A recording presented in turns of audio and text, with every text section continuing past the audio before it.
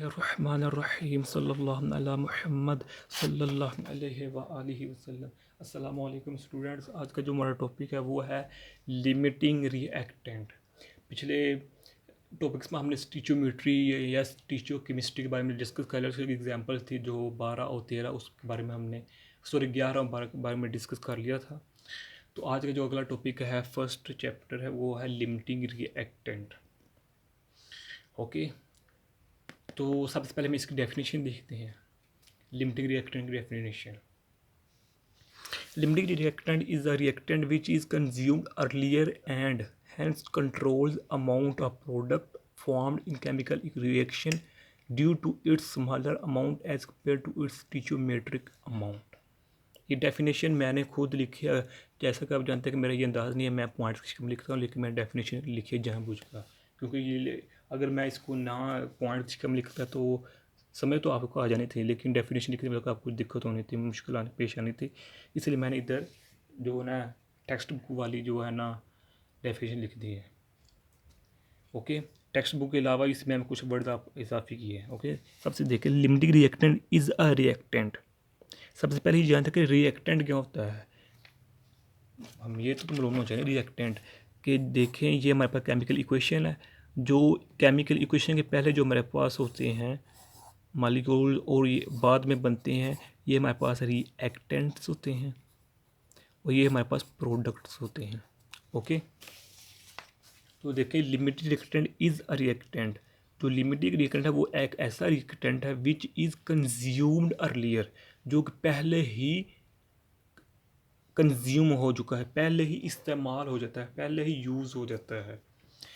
मिसाल के तौर पर इधर हमने कोई यानी कि इधर एक लिया मालिक्यूल, इधर लिया मालिक्यूल, तो इनमें से जो मिसाल ये पहला है, ये दूसरा है, तो इनमें से जो पहला है ना, वो पहला ये आपस में रिएक्ट करने के बाद जो पहले वाला है ना मालिक्यूल रिएक्टेंट, वो पहले यूज़ हो जाएगा रिएक्शन में। उसके बाद जो प्रोडक्ट बी है, रिएक्टेंट बी है, उसके बाद ये बनेगा कि लिमिटेड रिएक्टेंट एक ऐसा रिएक्टेंट होता है जो रिएक्टेंट जब आपस में कंबाइन होते हैं, आपस में रिएक्शन करते हैं, तो प्रोडक्ट में सबसे पहले वो बनता है रिएक्टेंट। उसको रिएक्टेंट को हम लिमिटिंग रिएक्टेंट कहते हैं। एक ही इसकी वो की क्या नाम लेता है कंडीशन होगी कि इसमें ये पहले अर्लियर यूज़ हो जाता है। दूसरा, has control amount of product form in chemical reaction due to its smaller amount, के चूँकि अगर मिसाल के तौर पर ये 10 ग्राम है तो ये 20 ग्राम है, ज़ाहिर बात है जो स्मॉल अमाउंट में वो पहले यूज़ हो जाएगा और जो लार्ज अमाउंट है वो बाद में यूज़ होगा, क्योंकि इसकी अमाउंट ज़्यादा है। इसीलिए जो जो पहले यूज़ हो ये प्रोडक्ट बन चुका है रिएक्टेंट ये वाला 10 ग्राम वाला, तो ये जो केमिकल रिएक्शन बाद में हो रहा है इसको बैलेंस रखेगा। Okay, as compare to its stoichiometric amount. Okay, इसका क्या मतलब है स्टिचोमेट्रिक अमाउंट के, कि स्टिचोमेट्रिक जो इक्वेशन होती थी उसमें मिसाल के तौर पर ये दो रिएक्टेंट्स में दो प्रोडक्ट्स बन गए या एक प्रोडक्ट बना, जो भी होगा, इधर दो ही बनाते हैं, तो इसमें अगर ये 10 था ये भी 10 था, तो इसमें दोनों जो है ना वो यूज़ हुए हैं, रिएक्टेंट्स यूज़ होकर प्रोडक्ट बना है। लेकिन लिमिटिंग रिएक्टर में ये 10 ग्राम है, ये 20 ग्राम, इसमें का मतलब है कि 10 ग्राम यूज़ हो गया तो 20 ग्राम में से कुछ यूज़ होगा, कुछ नहीं होगा। ओके, ये होता है लिमिटिंग रिएक्टेंट। और एज़ कम्पेयर टू द स्टिचियोमेट्री, इसका मतलब ये क्या है कि स्टिचियोमेट्री क्वेश्चन में जो रिएक्टेंट्स होते हैं थे जितने भी ग्राम थे वो कम्प्लीटली प्रोडक्ट में कन्वर्ट हो जाते थे। लेकिन लिमिटिंग रिएक्टेंट में जो रिएक्टेंट्स होते थे वो कम्प्लीटली प्रोडक्ट में कंप्लीट कन्वर्ट नहीं होते हैं। जो रिएक्टेंट्स होते हैं वो प्रोडक्ट में कम्प्लीटली कन्वर्ट नहीं होते। तो इसमें जो स्मॉलर अमाउंट होती है वो पहले यूज़फुल हो जाती है, तो उसी स्मॉलर अमाउंट को हम लिमिटिंग रिएक्टेंट का नाम देते हैं। ये डेफिनेशन है। अब अगर हम इसकी एग्जांपल करते हैं तो इसकी अब मुझे अच्छी समझ लग जाएगी। आप एग्जांपल से पहले हम ये देख लेते हैं नॉन लिमिटिंग रिएक्टेंट क्या होता है। लिमिटिंग रिएक्टेंट का हमें पता लग गया जो पहले यानी कि यूज़ हो जाता है प्रोडक्ट की शक्ल में। तो नॉन लिमिटिंग रिएक्टेंट वो होते हैं reactant which is not consumed completely due to its excess amount is called non limiting reactant. जिस तरह मैंने ये एग्जांपल दी कि ये 10 ग्राम है, ये 20 ग्राम है, तो 10 ग्राम हम पहले यूज़ हो गए, तो जो 20 ग्राम वाला है ये बाद में यूज़ होगा, पता नहीं भी यूज़ होगा या नहीं यूज़ होगा, या कंप्लीट यूज़ होगा या कंप्लीट यूज़ नहीं होगा, ये बाद वाली बात है। लेकिन इस फॉर्म में, इस केमिकल इक्वेशन में जो 10 ग्राम है वो ये लिमिटेड रिएक्टेंट, और जो 20 ग्राम है ये नॉन लिमिटिंग रिएक्टेंट है, या इसको हम एक्सेस रिएक्टेंट कहते हैं। ओके, तो अब इसकी एग्जांपल देखते हैं। हाइड्रोजन लिया और हमने ऑक्सीजन लिया है, जब इसका आपस में रिएक्शन होगा तो हमारे पास बनेगी वाटर। सबसे पहले हमने देखना है कि इसका ये इक्वेशन बैलेंस है या नहीं। ये इक्वेशन बैलेंस नहीं है, मैंने जानबूझकर सही नहीं लिखी है ताकि आपको यानी कि फ़र्क वाज़ेह हो जाए। हाइड्रोजन 2 है तो इधर ऑक्सीजन 2 है, इधर ऑक्सीजन 1 है, तो इसको बैलेंस करने के लिए हम इधर 2 लगा देंगे, तो इधर भी 2 लगा देंगे। ये अब इक्वेशन बैलेंस हो चुकी है, ये इक्वेशन बैलेंस हो चुकी है। और ये एग्जांपल है स्टिचियोमेट्रिक केमिकल इक्वेशन की, क्योंकि जितने प्रोडक्ट्स में ग्राम्स हैं, सॉरी रिएक्टर्स में ग्राम्स हैं, वो कम्प्लीटली कन्वर्ट होते हैं प्रोडक्ट्स में। देख लें, हाइड्रोजन इसमें 4 हैं, इसमें भी 4 है, इसमें ऑक्सीजन कितने हैं, 2, इसमें ऑक्सीजन 2 हैं, तो इसका मतलब ये स्टिचियोमेट्रिक इक्वेशन है। तो यहाँ मैंने ये क्यों लिखी, ताकि ये इजीली इक्वेशन है, इसकी समझ आपको इजीली आ जाए।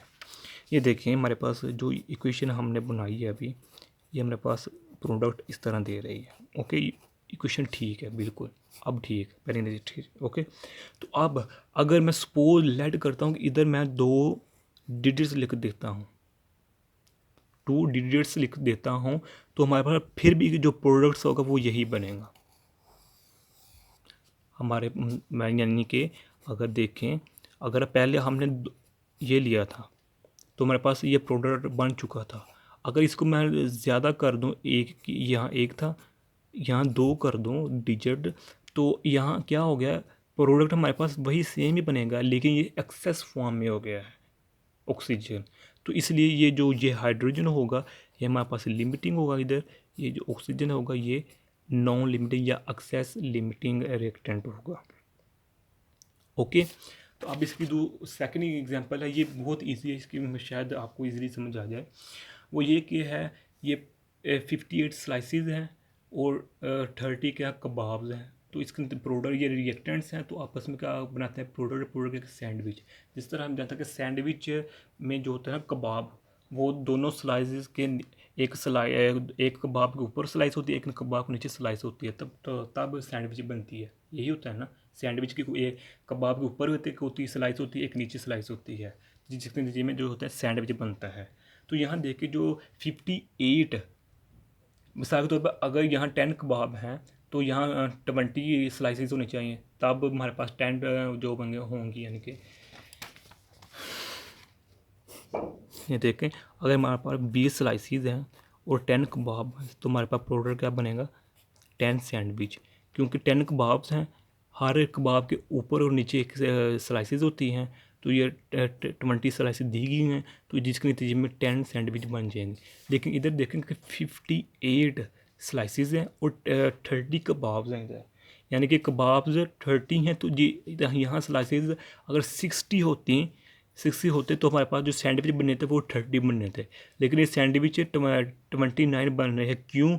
क्योंकि कबाब तो है मौजूद, लेकिन स्लाइसेस 2 नहीं हैं, 2 स्लाइसेस नहीं हैं। अगर ये उधर 2 स्लाइसेस मज़ीद होती हैं, 60 हो जाती, तो कबाब पहले 30 मौजूद हैं, तो जिसके नतीजे में हमारे पास सैंडविच 30 बन जाने थे।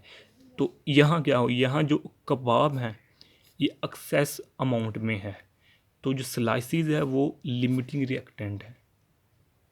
स्लाइसेस 58 स्लाइसेस 29 कबाब से लेकर 29 सैंडविच बना रहे हैं, तो एक कबाब बच गया इधर, जो एक कबाब हो गया, जिसकी वजह से ये हो जाएगा नॉन लिमिटिंग रिएक्टेंट या एक्सेस अमाउंट बन जाएगी, ये जो ये वाला होगा, तो ये लिमिटिंग रिएक्टेंट हो जाएगा ये। ओके, तो अब अगर इसकी हम आगे देखें advantages of non limiting reactant,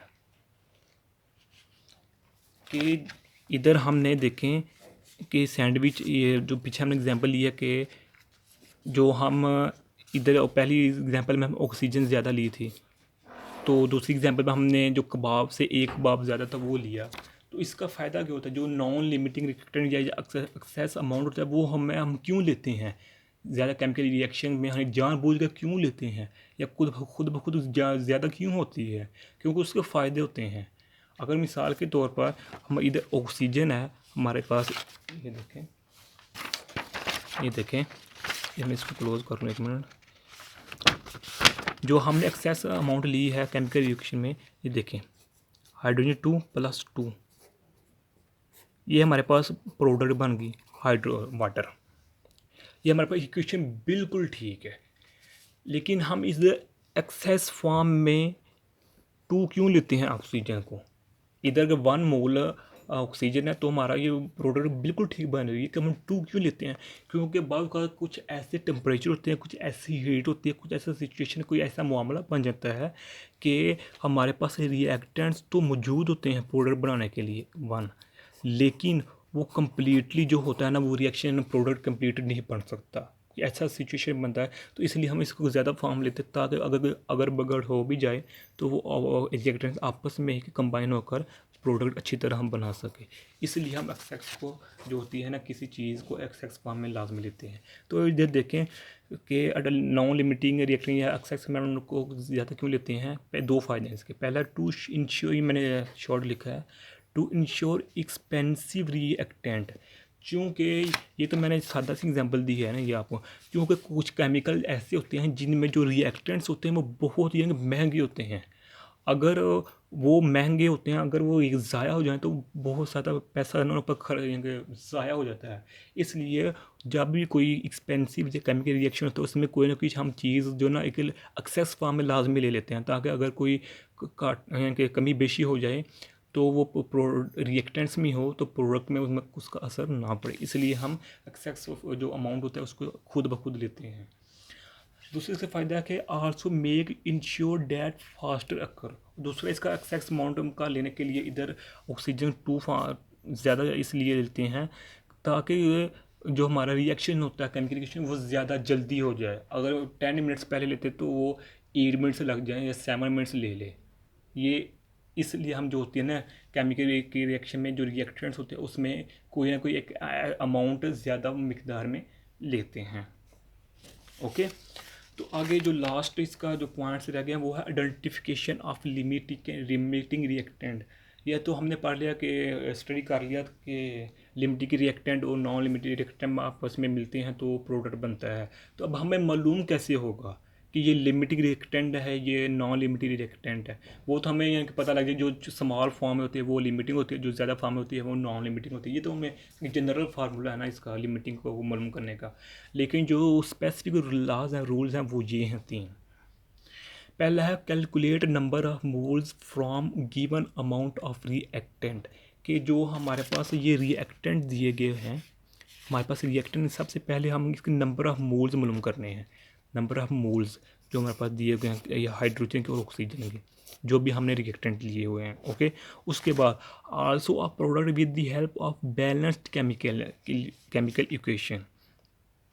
फिर हमने प्रोडक्ट के नंबर ऑफ मोल्स मालूम करने हैं। मिसाल के तौर पर इधर हमने हाइड्रोजन लिया था प्लस ऑक्सीजन था, तो प्रोडक्ट बने हमारे पास वाटर। ओके, तो अब इसमें हमने इधर मोल फाइंड कर लिया हाइड्रोजन ऑक्सीजन के। तो अब हमने सेकंड पॉइंट है प्रोडक्ट भी नंबर ऑफ मालूम करने हैं। किसकी मदद से? बैलेंस इक्वेशन की वजह से।